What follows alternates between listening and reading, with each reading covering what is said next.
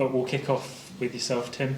Yeah, sure. Hi, Renee. I wanted to ask about Brighton first off, and I always like to kind of filter the WSL data to see what Arsenal's opponents do a lot of, and Brighton come out big on passes in their own defensive third, so I think that tells you something about how they're going to approach the game. But what do you think are the factors that have led to their improvement this season, and what kind of challenge are you expecting from them tomorrow? I think they're a very good side. I don't know exactly the numbers on how many players they've recruited, but they got in a lot of new players for this season, good players. So I think that's a big part of why they're performing so well. And then I think the coach has done a good job on getting good structures into the team. And can I ask a little bit about injuries, maybe whether Lotta is back in the squad, and also for an update on Laura Wienreuter and maybe the kind of knock-on effect that's had on Emily Fox, having to maybe overload her a little bit? Lotta's positive, she's training with us. Laura did big parts of the training today as well, so both progressing really well. Emily Fox is an important player for us, and there's a different way of managing players. We still have other players that can play in that position, but the way we are managing her now is not by taking minutes away from the games, but in other parts of the week. But Emily is fine, she's good, she's motivated, she's done really well recovering from her 3 games with the US and the trip back, so she's in a good place, I think.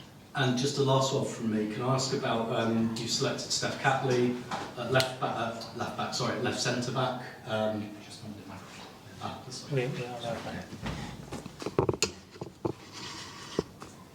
Yeah, you've selected Steph Catley at left centre back. I thought saw a lot of overlapping between her and Katie on Sunday, but I guess how you balance that decision between having Steph's left foot, which is important there, but maybe lose a little bit of aerial presence as well, which Arsenal don't have a lot of, I don't think. When I look at the United equaliser, Steph's in the right position, but the ball just sails over her head because genetics.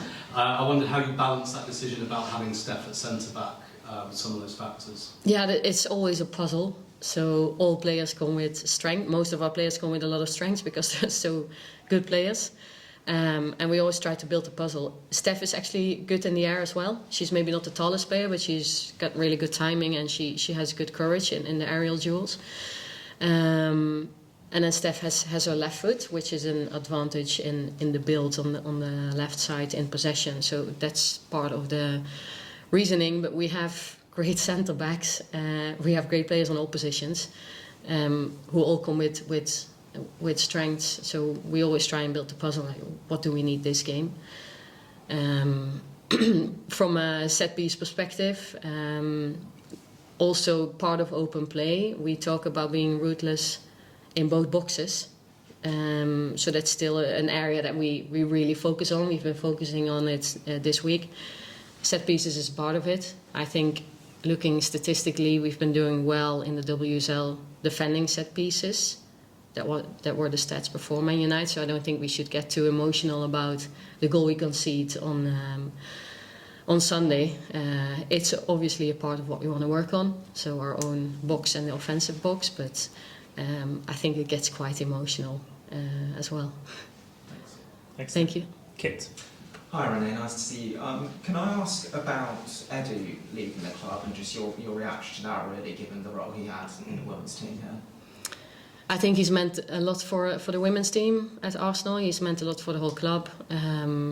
Sorry he's leaving, but he got really good opportunity, so wish him all the best. But the structure that we have in place here is very strong. It's not dependent on one person, so I think what Arsenal built is much bigger than that, so we feel comfortable with the structure that we have. Obviously it's a time of a bit of uncertainty for the women's team with you still in the interim position. How does Edu moving on impact kind of the search for a replacement head coach? I think there's a process in place, so there is a technical committee working in this process, and it's not affected by this, so there's a good process in place. Can I also ask about the news last night that the Bayern Munich game has been or will be moved from where it was originally meant to be? Just your reaction to that, and like what seems like the women's team being moved away to make space for the men? I understand it's a question, and I understood that it's being discussed in media as well. I think it's been a very hard dilemma for the club. Two great teams competing in competitions, and I think what Arsenal's been doing really well is pushing the growth of women's football for a very long time. So I think this is a bump on the road, but what Arsenal has done for women's football over time is very strong. And just kind of putting all those things together, it's been a slightly difficult start on the pitch. You've had a sporting director leave, you've had the news that came out yesterday evening. It just seems like a few things aren't quite going to plan with the women's team this season. Like, what would you say to those concerns, basically? We have no concerns around that, because what we are doing, you could say we live in a little box with the team and the staff. For us, obviously Jonas leaving was a change, but for us all the other things, what we are doing is not impacted by those external things. So what we need to do is work on our football and work on the group dynamics, and that's what we do day in, day out. So that's where our focus is. And just finally from me on the game tomorrow, just if you look at the table, it seems like a really big game, like maybe something that would be really important for the race for the Champions League places. Is that something you would generally agree with, and just how big a game do you see it against Brighton? It's still early in the season, but I think all games are important, as I said before. So this is going to be an important game for us tomorrow night. Thank you very much. Thank you. Cheers, Kate. Megan. Hi Renee, hope you're well. I just wanted to touch on Arsenal on the attack over the weekend against United, and it's been commented on before that sometimes they might seem to overpass a little bit when they get into that final third. I think they had 10 shots, 2 on target, and I wanted to just get your thoughts on comments around that, and whether that's something that you sort of are looking at in training when you get into that final third. We are talking about forward intent, so we are looking at the details.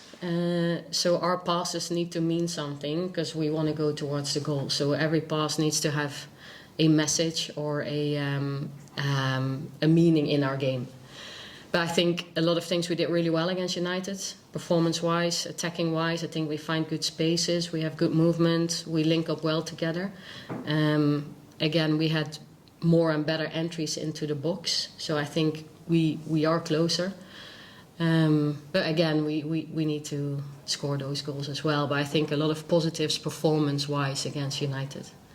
Yeah, of course. And I just wanted to touch on Alessia Russo as well. It seemed like she had a bit of a new lease of life, for me anyway, when I was watching on the pitch over the weekend, when you compare it to sort of how she was doing in those sort of first batch of games before the international break. I mean, what did you make of her performance? Obviously she got a goal as well, so that must have helped with confidence for her.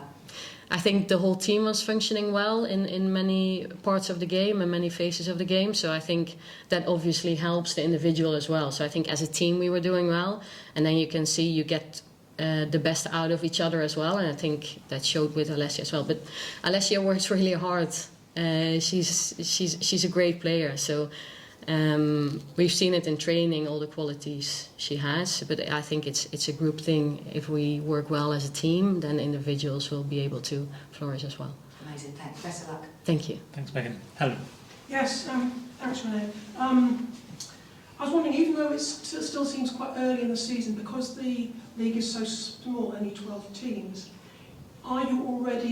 is the team already aiming just for a Champions League place, because City and Chelsea sort of pulling away a bit? Is that already the kind of aim?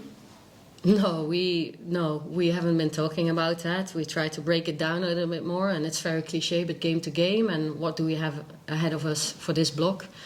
And that was 3 WSL games and 2 Champions League games. So that's our focus for this block.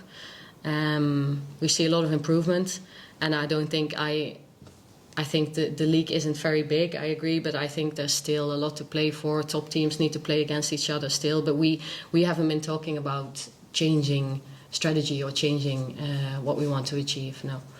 And just flipping what Kit said on its head a little bit about the playing, maybe not at the Emirates. I asked you this question before, I think, which was about, some pundits have said that they think the atmosphere at Meadow Park means Arsenal are more secure there, etc. So, flipping on its head, it might not be a bad thing to play the odd game there.